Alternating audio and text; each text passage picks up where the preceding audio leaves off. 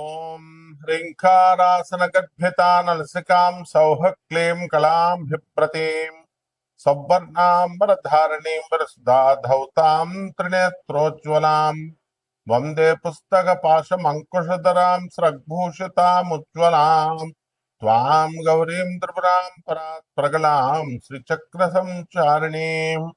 ఓం శ్రీ బెజవాడ కనకదుర్గాదేవ్యై నమః. శ్రీ దుర్గామల్లేశ్వరభ్యాం నమః. చాలా మందికి కొన్ని అనుమానాలు ఉంటాయి. ఏమంటే మేము నిత్యం పూజ చేస్తున్నాం ప్రతిరోజు కూడా, అయినా సరే మేము కోరుకున్న కోరికలు తీరడం లేదు. ఎవ్వరు ఏ పూజలు ఏ రోజు కూడా చేయనటువంటి వాళ్ళందరూ కూడా చాలా సుఖంగా సంతోషంగా జీవితాన్ని గడుపుతున్నారు. మరి మాకొచ్చేసరికి ఇల్లు లేదు, స్థలాలు కొనుక్కోలేకపోయాం, అలాగే మా పిల్లలందరూ కూడా మంచి ఉద్యోగాల్లోకి రాలేకపోయారు, పెళ్ళిళ్ళు అనేటటువంటివి కొంతమందికి బ్రేక్ అయిపోయినాయి. ఇలాంటి రకాల సమస్యలు. ఈ సమస్యల కోసమని మేము కొంతమంది జ్యోతిష్కుల దగ్గరికి వెళ్తే వాళ్ళు రెమెడీస్ పేరుతో లక్షల రూపాయలని మా దగ్గర నుంచి తీసుకొని హోమాలు చేశారు, ఆ తర్వాత పూజలు జరిపించారు. ఇవన్నీ కూడా జరిగినాయి. అయితే మరి మాకు ఫలితాలు ఎందుకు రావడం లేదండి అనేటటువంటి డౌట్ చాలా మందికి ఉంటుంది. అది కేవలము దానికి ఆన్సర్ ఏంటంటే మీ తప్పే. ఎలా అంటే ఎవరు చెప్పరు ఎవరు మంచి గురువులు ఎవరు చెడ్డ గురువులు. మంచి గురువు ఎప్పుడు కూడా నేను మంచి గురువుని అని చెప్పుకోడు, అసలు నేను గురువునే అని చెప్పుకోడు ఆయన. షిరిడి సాయినాథుడు, దత్తాత్రేయుల వారు, నాథ సాంప్రదాయంలో వీళ్ళంతా మత్స్యేంద్రుడు, వీళ్ళంతా కూడా శ్రీపాద వల్లభుడు వచ్చి గురుదేవులు రెండవ అవతారమైనటువంటి దత్తాత్రేయ రెండవ అవతారమైనటువంటి నృసింహ సరస్వతి స్వాముల వారు వచ్చి, నేను నీ గురువును, నా దగ్గరకు రా, నేను నీ సమస్యలు తీరుస్తానని ఎక్కడన్నా చెప్పినట్టు గురు చరిత్రలో ఉందా, లేదా శ్రీపాద వల్లభ చరిత్రలో ఉందా? చెప్పుకో. ఎవర్రా పబ్లిసిటీలు చేసుకుంటారంటే బయట ఏమీ లేనటువంటి వాళ్ళు పొట్టకుట్టు కోసం వచ్చినటువంటి వాళ్ళు పూజారులు, జ్యోతిష్కులు, సాధువులు, పీఠాలు, ఆశ్రమాలు పెట్టి సాధువుల కింద ఉంటారు. వీళ్ళు ఎన్నటికీ కూడా ప్రవచనకారులు, వీళ్ళంతా ఎన్నటికీ కూడా గురువులు కాలేరు వీళ్ళు. ఎందువల్లంటే గురువు అంటే ఏంటి? పరమహంస యోగానందుల వారు యోగదాస్ సత్సంగ అధ్యక్షులు, గురుదేవులైనటువంటి మహావతార్ బాబాజీ గారి శిష్యులైనటువంటి లహరి మహాశేషుడు శిష్యుడు యుక్తేశ్వర బాబాజీ, యుక్తేశ్వర బాబాజీ యొక్క శిష్యుడు పరమహంస యోగానందుల వారు. వారి శిష్యులు శాంతానందగిరి గారు. ఆ శాంతానందగిరి వారు మా గురువు గారు. వైఎస్ఎస్ రాంచీలో ఉంది. వీళ్ళంతా కూడా మరి అన్ని ఆనంద మార్గ ప్రభాత్ రంజన్ సర్కార్ గారు, తర్వాత ఈ యొక్క రమణ మహర్షుల వారు, మాణిక్ మహారాజ్, వీళ్ళంతా కూడా కలుస్తూ ఉండేవారు. మరి వీళ్ళని యోగులు అనాలా, వీళ్ళని గురువులు అనాలా?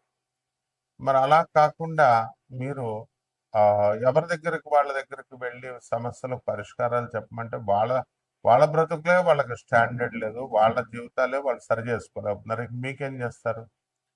పరమహంస యోగానందుల వారు మాత్రం క్లియర్గా చెప్పారు, what is the definition of a guru అని. A guru should be designated by the God. భగవంతుడు డిజిగ్నేట్ చేయాలి, గురువు కింద నియమించాలి. ఇప్పుడు సర్వజ్ఞ పీఠం ఉంది, జగద్గురులైనటువంటి ఆది శంకరాచార్యులు వారు వచ్చారు. ఆయన గురుదేవులుగా సాక్షాత్ పరమశివుడు కాబట్టి సర్వజ్ఞ పీఠానికి గురుదేవులుగా డిజిగ్నేట్ చేశారు. ఇప్పుడు మా గురువు గారు భారతీ తీర్థస్వాములు వారు ఉన్నారు. హీ వాజ్ డిజిగ్నేటెడ్ ఇన్ 1989 ప్లాంటిఫ్ ని ఆయన ఆ సర్వజ్ఞ పీఠాన్ని అధిరోహించారు. వారు జగద్గురువులు. అలా అండ్ ఆ గురువు పరంపర నుంచి రావాలి. అంటే ఇప్పుడు మనం ఒక పూజ చేస్తాం, ఆ పూజ చేసినప్పుడు దానికి ఫలితము ఆ గురుమండల వ్యవస్థ నుంచి రావాలి, దట్ సిస్టమ్ నుంచి రావాలి. వీళ్ళకేమొస్తాయి? వీళ్ళు మామూలుగా పాపం మీరు ఏదో దండం పెడతారు, వాళ్ళు కూడా పాపం ఏదో దండం పెట్టించుకుంటారు, ఆయురారోగ్యాలు ఉండాలని చెప్పి ఆశీర్వదిస్తారు, అంతవరకే చేయగలుగుతారు. కానీ ఆశీర్వాదం ఫలించాలంటే వాళ్ళకు వాక్సిద్ధి ఉండాలి, సాధన బలం ఉండాలి, డిజిగ్నేటెడ్ బై గాడ్ అయి ఉండాలి వాళ్ళు, ఇవన్నీ ఉండవు. కాబట్టి మన భ్రమలో మనం వెళ్తూ ఉంటాము. గురుగారు గురుగారు అని చెప్పేసి దండాలు పెడుతూ ఉంటారు, వెళ్తూ ఉంటారు. ఓకే, ఇట్స్ ఓకే, తప్పేం లేదు. ఎవరికి చేసినా సరే సాక్షాత్తు శ్రీకృష్ణ పరమాత్మకే చెందుతుందన్నారు, బాగుంది. దండాలు అయితే శ్రీకృష్ణుడు తీసుకుంటాడు, మరి రిజల్ట్ వీళ్ళు ఇవ్వాలి కదా, వీళ్ళు కదా మీకు హామీలు ఇచ్చి డబ్బులు తీసుకున్నది, హోమాలు చేసింది. కాబట్టి వీళ్ళకి ఆ శక్తి లేనప్పుడు, ప్రగల్భాలు చెప్పినప్పుడు బుద్ధి లేనటువంటి మీరు విన్నారు, అందువలన తప్పు మీదనమాట. ఏం పరమహంస యోగానంద కనబడలేదా, ఆదిశంకర్లు కనబడలేదా, స్వామి వివేకానంద కనబడలేదా, రామకృష్ణ పరమహంస కనబడలేదా, ప్రభాత్ రంజన్ ఆనంద సర్కార్ ఆనందమూర్తి గారు కనబడలేదా, పరమహంస యోగానందల వారు కనబడలేదా? వినరు, మీరు చెప్పినా వినరు. అండ్ ఏంటంటే ఒక్కసారి ఫోన్ కొడతారు. అక్కడ వాట్సాప్ ఓన్లీ అని మనం పెట్టినా సరే నాయన, ఆ, మీరు ఖచ్చితంగా ఫోన్ కొడతారు. ఫోన్ కొట్టి గురుగారండి, ఇంకా గురుగారు బాత్రూంలో ఉన్నారు, లేకపోతే ట్రావెలింగ్లో ఉన్నారు, పూజలో ఉన్నారు, కాలేజీలో ఉన్నారు, నేను యూనివర్సిటీలో ఉన్నాము, ఏం చూడరు. ఇంక కొట్టేస్తే మీరు కొట్టేసిన టైం మేము ఎత్తేయాలి, ఎత్తేసి మేము చెప్పేసేయాలి. ఆ తర్వాత చేయమంటే ఇంక మళ్ళీ చేయడాలు ఉండవు. ఇక్కడ వాట్సాప్ పెట్టమంటే పెట్టడాలు ఉండవు. మంత్రాలు తీసుకుంటారు, దాని ఫాలో అప్ చెప్పరు. ఫాలో అప్ చెప్పండిరా అంటే గంట గంటకు ఫాలో అప్ చేసి గురుగారు ఇప్పుడు స్టార్ట్ చేస్తున్నానండి, తర్వాత రేపు స్టార్ట్ చేస్తానండి. ఇయ్యా ఒక పరంపరలో వెళ్ళాలి. తర్వాత ఏమన్నా తిడితే అలిగేస్తారు. మీకు కావాల్సిన యక్షిణి మంత్రాలు, యక్షిణి చీల్చేస్తుంది. యక్షిణి అంటే ఏంటనుకుంటున్నారు? ఈ యూట్యూబ్ లో ఉన్నటువంటి యక్షిణి దేవతల గురించి చెప్పిన వాళ్ళకి వీళ్ళకి ఏం తెలియదు. వాళ్ళకి యక్షిణి ఒక ఆత్మ అంటాడు, ఒకడు చచ్చిపోయిన ఆత్మ, ఒకడు అయిపోయింది అంటాడు.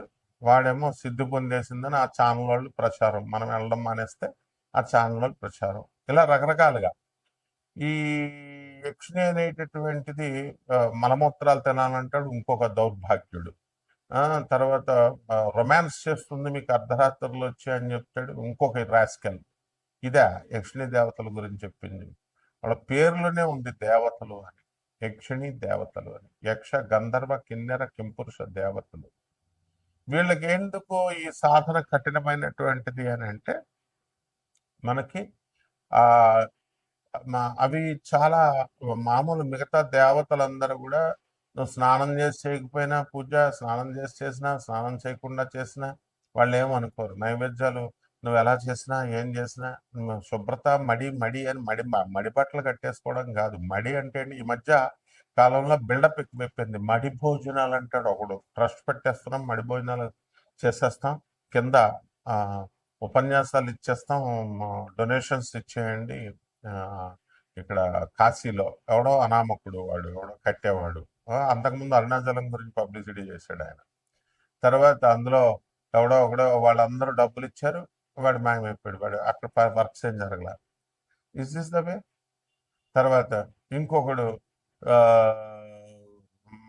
మడి కట్టుకుంటున్నామండి, మడి పూజల్లో ఉన్నామండి, మడి భోజనాల్లో ఉన్నామండి, ఇవన్నీ బిల్డప్లు చీరేస్తుంది యక్షిణీ దేవత.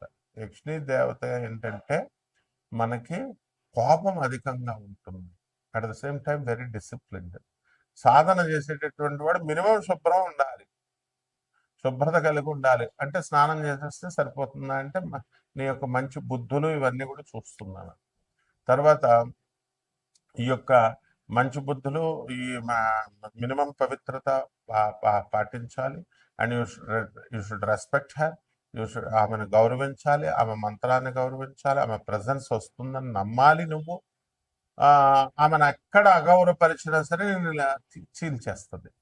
కాబట్టి ఈ ఈ విధవలేమో నువ్వు లవ్ చేయి, కామాతురణం నా లజ్జ నా భయం అని, ఈ విధవలకే బుద్ధి లేదు అసలు, చెప్పే విధవలకి. కామంతో అర్ధరాత్రులు వస్తుంది, మేముతో రొమాన్స్ చేస్తుంది, మీ ఆవిడని ముట్టుకోనివ్వదు, అంత నాన్ సెన్స్ అంతా చెప్తారు. ఏదో వీళ్ళతో యక్షిణి సాధన చేస్తారు, ప్రపంచంలో ఎవడో చేయలేదు యక్షిణి సాధన, నేను తప్ప. సో ఇది గుర్తుపెట్టుకోండి. ఎందువలనంటే ఆ సిద్ధి, ఆ యొక్క లక్షణాలు ఇవన్నీ కూడా మనకి చెప్పేటటువంటి మాటలను బట్టి అర్థం అవుతాయి మనకి, మీరు తెలుసుకోవాలి అది. సో అటువంటి యక్షిణి మాత్రం దగ్గర మీరు డిస్రెస్పెక్ట్ ఇవ్వకుండా, తర్వాత ఆమె పట్ల అగౌరవంగా ప్రవర్తించకుండా, అసభ్యకరంగా ప్రవర్తించకుండా, ఆ, ఇలా మీరు చేసుకున్నప్పుడు తప్పకుండా ఆమె భౌతికమైనటువంటి వరాలను ఇచ్చేటటువంటి దేవత కాబట్టి అద్భుతమైనటువంటి డబ్బుని సంపదని ఇస్తుంది. ఇంకా కొంతమంది దశమహావిద్యలు నేర్పండి అంటారు. నేర్పేయడమే ఇదేంటి, ఏమన్నా ఫిజిక్స్ కెమిస్ట్రీ మ్యాథ్స్ ట్యూషన్ ఇస్తే వచ్చేసేది. ఐఐటి ఇచ్చేస్తామని చెప్తారు నారాయణ శ్రీ చైతన్య వాళ్ళు, ఏదో ఐఐటి సీట్లు వీళ్ళ చేతుల్లో ఉన్నట్టు మేము ఇప్పించేస్తాం. ఆకాష్, ఐఐటి ఫిడ్జి అంతా ఐఐటి చేత వాళ్ళ వాళ్ళ కౌన్సిలర్లు చెప్తారు ఐఐటి ఇచ్చేస్తామండి డైరెక్ట్ సీటు. అసలు MRPTC act, monopolies restrictive trade practices act ప్రకారము ఎవరైతే గ్యారంటీ ఇస్తారో వాళ్ళ బొక్కలు వేసేయచ్చు అనమాట. ఇవన్నీ తెలుసుకోవాలి మీరు. అలాగే ఈ యొక్క దశమహావిద్యలు ఇచ్చేయండి. దశమహావిద్యలకు మీరు డిసిప్లిన్ రావాలా, తిడితే మీరు పడాలి, గురువుకే ఎదిరిస్తారు మీరు, డేట్ ఆఫ్ బర్త్లు చెప్తారు, చెప్పేసేయండి ఫోన్లో అంటారు. ఇవన్నీ కాదు. అలాగే కోటాను కోట్ల మంది కామన్ ప్లాట్ఫారం మీద చెప్పబడేటటువంటి రాశులు ఇవి. కాబట్టి రాత్రికి ఒక దౌర్భాగ్యుడు నాకు ఫోన్ చేశాడు. రాత్రికి రాత్రి మారిపోతాయండి, నేను మీ అభిమాని అండి, మీరంటే రెస్పెక్ట్ అండి అంటాడు. బాగానే ఉన్నాడు, చెప్పి సగం చచ్చి అర్థం అవట్లా. ట్రావెలింగ్ లో ఉన్నప్పుడు అప్పుడు కొడతారు అనమాట. ఏమంటే నిన్నటి దాకా బాగాలేంది, జూన్ 1 వరకు బాగాలేని జాతకము, జూన్ ట్రాన్సిషన్ జూన్ 2 నుంచి గురుడు మిథున రాశి నుంచి కర్కాటక రాశిలోకి వచ్చేస్తున్నాడు. అర్ధరాత్రికి రాత్రి మారిపోద్దంటారు. బుద్ధి లేని విధవ. ఫస్ట్ అసలు జాతకాలు మారడం అంటే రాశి ఫలాలు ఈ గాడిదలు చెప్పేటటువంటి అందరూ ఈయన జాతకాలు మారిపోతాయి, ఈ పూజలు చేసేస్తే మారిపోతాయి, ఇది చేసేస్తే మారిపోతాయి అని చెప్తే నువ్వు చేయించుకున్నావు. చేయించుకున్నటువంటి వాళ్ళకి ఏమైనా మారిందా? ₹1 ఇవ్వలేదు, పావలా ఇవ్వలేదు. Stupid fellow. మారిపోద్దా అని నువ్వు డిస్కషన్స్ చేయడానికి ఆ ఫోన్ నెంబర్ పెట్టింది. నేను ఏమైనా మీ ఫ్రెండ్ నా 2 hours టైం, 2 minutes టైం అని అంటారు. I'm world #1 astrologer and 20 countries లో ఉన్న 600 ఆశ్రమాస్కి, ఆనంద్ మార్గ ఆశ్రమానికి, ఆ తర్వాత ఇండియాలో ఉన్నటువంటి 300 ఆశ్రమాలకి రిప్రజెంటేటివ్ గురువుని, ఇంటర్నేషనల్ కోఆర్డినేటర్ని. అరే, పర్సనల్ అపాయింట్మెంట్ అంటారు కొంతమంది. పర్సనల్ అపాయింట్మెంట్ అనేది కుదరదు. బికాస్ యాజ్ ఎ ప్రొఫెసర్ నాకు మొత్తం ఆల్ ఇండియాలో ఉన్నటువంటి స్టూడెంట్స్ని మేము చూసుకోవాలి. సివిల్ సర్వీసెస్ ఇలాంటి ఎగ్జామ్స్ రాసేవాళ్ళు ఉంటారు. And only for IAS, IPS, ministers వాళ్ళకి, ఎమ్మెల్యేలు, ఎంపీలకి వాళ్ళకే సరిపోదు మాకు అపాయింట్మెంట్ ఇవ్వడానికి, మా స్టూడెంట్స్ని చూసుకోవడానికి. కామన్ మ్యాన్ అది హర్ట్ చేయడానికి కాదు. We don't have enough time. అందుకని చెప్తున్నా సరే అర్థం చేసుకోవట్లేదు. సో దీన్ని బట్టి, ఈ యొక్క కర్మలను బట్టి, ఈ ఈ ప్రతి ఒక్కడు కూడా ఈ పూజలు చేయాల్సినటువంటి అవసరం లేదు. అయినా సరే మీరు జాతకాలను మార్చుకోవచ్చు డిసిప్లిన్ వల్ల. అది ఎలాగో మా ఒక్కొక్క రాశికి ఎలా ప్రభావితం చేస్తుంది అన్నది నేను చెప్తాను. మిథున రాశి, ఈ మిథున రాశి వారికి అంతే కూడా అందరికీ కూడా చూసినప్పుడు గతం కంటే కూడా ఇప్పుడు ఆదాయాలు బాగా పెరగడానికి అవకాశాలు ఉన్నాయి. అలాగే మనశ్శాంతి అనేటటువంటిది కొంచెం పెరగడానికి అవకాశాలు ఉన్నాయి. అయితే విదేశాలకు వెళ్ళాలి అని తెగ ప్రయత్నాలు చేస్తున్నారు. విజిటింగ్ వీసాల మీద అయినా సరే వెళ్ళడానికి అవకాశాలు ఉన్నాయి. కేతు కూడా సింహరాశిలో ఉండి మీకు అన్ని కూడా అవకాశాలని సుగమం చేస్తున్నాడు, దారులన్నీ కూడా ఇచ్చేస్తున్నాడు. మిథున రాశి వాళ్ళందరూ కూడా వేరే వేరే దేశాల్లో ప్రమోషన్స్ కోసం వెళ్ళారు. 2-3 సంవత్సరాలు అయింది. మేము మొత్తం కాంట్రాక్ట్ 6 సంవత్సరాలు అనుకోండి జరుగుతుంది. ఎంతవరకు భార్య పిల్లలను తెచ్చుకోలేకపోయారు. వాళ్ళందరినీ కూడా ఇప్పుడు తెచ్చుకోవడం అనేటటువంటివి జరుగుతాయి. కొంతమంది మిథున రాశి వాళ్ళకి భార్య భర్తల మధ్య కాకుండా బంధువులతో కొంచెం డిస్టెన్స్ అనేటటువంటిది వస్తుంది. ఎందువల్లంటే వాళ్ళు మీకు ప్రేమను పంచినా మీరు వాళ్ళకి ప్రేమను రెసిప్రొకేట్ చేయలేదు అనేటటువంటి ఉద్దేశంతో వాళ్ళు దూరంగా ఉండడము, మీరు వాళ్ళ పర్సనల్ డీటెయిల్స్లోకి వెళ్ళి పర్సనల్గా సలహాలు ఇవ్వడము, ఇలాంటివన్నీ కూడా చేయడం కొంచెం ఈ యొక్క లక్షణాలు. ఈ బుధుడు మే 29, 2026 సంవత్సరం తర్వాత శుక్రుడితో కలిసి ఈ యొక్క మిథున రాశిలోకి వస్తాడు. అలాగే డిసెంబర్ 5 తర్వాత ఈ యొక్క గురువు కర్కాటక రాశిలోకి కేతు రావడం, అక్కడి నుంచి ధన ఆదాయం అనేటటువంటిది తగ్గడము, అలాగే దేవుడి పైన 电量 అసలే 低， విశ్వాసం తక్కువ మిథున రాశి వాళ్ళకి ఇంకా కొంచెం డౌన్ఫాల్ అవడము, ఇలాంటివన్నీ కూడా జరగడానికి అవకాశాలు ఉంటాయి. అలాగే ఈ మిథున రాశి వారు సాఫ్ట్వేర్ ఉద్యోగాలు చేస్తున్నటువంటి వాళ్ళకి ప్రమోషన్స్ కోసం ఎదురు చూస్తూ ఉన్నారు. కొంతమంది లే ఆఫ్ల్లో ఉద్యోగాలు పోగొట్టుకున్నటువంటి వాళ్ళు ఉన్నారు. వాళ్ళందరికీ కూడా ఉద్యోగాలు అనేటటువంటివి తిరిగి రావడానికి అవకాశాలు ఉన్నాయి. ఎక్కడో చోట పాత చోటే కాదు. క్యాంపస్ ఇంటర్వ్యూలు, సెలక్షన్స్, బిజినెస్లు, హాస్టళ్ళు పెట్టడాలు, 电量低， ఈ యొక్క ఆ, ఈ హోల్సేల్ వ్యాపారాలు, ఇవన్నీ కూడా బ్రహ్మాండంగా మీకు ముందుకు వెళ్తారు. అలాగే మనశ్శాంతి లోపం అనేటటువంటిది చాలా అధికంగా ఈ మిథున రాశి వారికి ఉంటుందన్నమాట. కాబట్టి వీటిలన్నిటిని దాటుకొని మీరు కొత్త కొత్త వ్యాపారాల్లో, వ్యవసాయదారులు అవనివ్వండి, ఫర్టిలైజర్స్ అవనివ్వండి, హార్టికల్చర్ అవనివ్వండి, పౌల్ట్రీలు పెట్టడము, ఇలాంటి అన్నిటిలో కూడా లాభదాయకంగా ఉన్నాడు కాబట్టి చేసేటటువంటి 电 ఈ 量 యొక్క 低， వృత్తి దగ్గరకు వచ్చేసరికి సక్సెస్ అనేది ఉంది కాబట్టి బాగా చేయండి. ఇక పరిహారాల దగ్గరకు వచ్చేసరికి ఈ యొక్క కేతుకి మనం కేతు జపం చేయండి, కేతు స్తోత్రాలు చదవండి. కేతుకి కిలోంపావు ఉలవల్ని ఆవుపేట రంగు ఉన్నటువంటి వస్త్రాలను కానీ మల్టీ కలర్డ్ వస్త్రాలు ఇచ్చి పేద బ్రాహ్మణికి సోమవారం నాడు ఉదయం 7 గంటలకి దానం చేసుకోండి.